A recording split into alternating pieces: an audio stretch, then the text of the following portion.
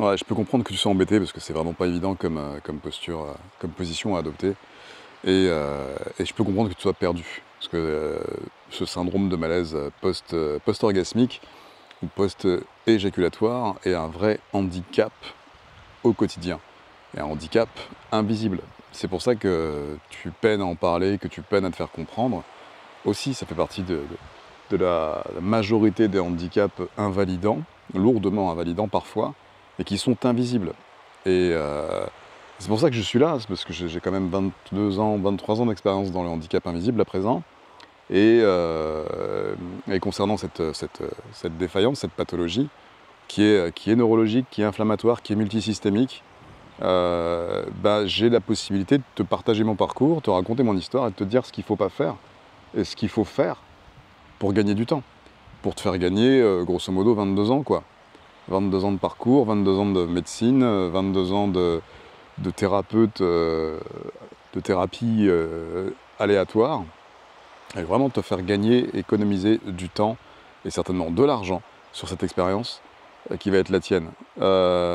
Du coup, moi, qu'est-ce que je peux te dire, parce que je reçois beaucoup de questions, mais évidemment que je ne peux pas répondre de manière générique ou générale à toutes ces questions, parce que chaque individu est différent, et ce serait une erreur monumentale que de publier publiquement un programme, la solution à tout le monde, sachant que tout le monde n'est pas pareil, tout le monde ne sera pas concerné par les mêmes déséquilibres précis, et n'aura pas les mêmes attentes aussi, parce que ça c'est aussi important.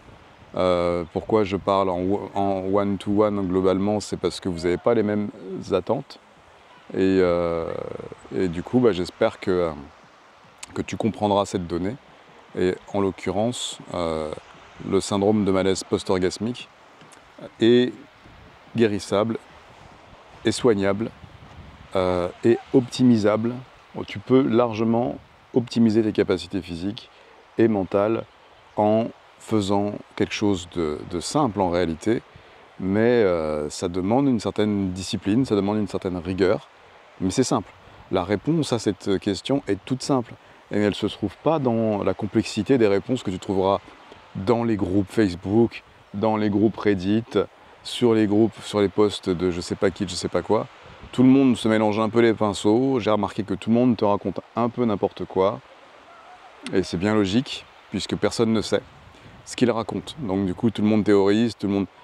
Et je comprends que tu sois perdu, et je comprends que tu cherches des réponses avec les personnes qui, possiblement, ont l'air d'avoir des solutions, possiblement.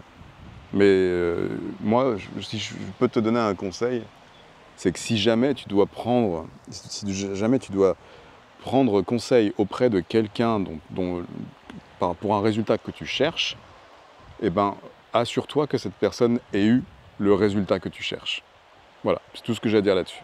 Sinon, il y a un lien sous cette vidéo ou autour de cette vidéo qui te permettra d'en avoir un peu plus et d'en savoir un peu plus sur ce qu'il te reste à faire avec moi, ou pas. On se retrouve de l'autre côté.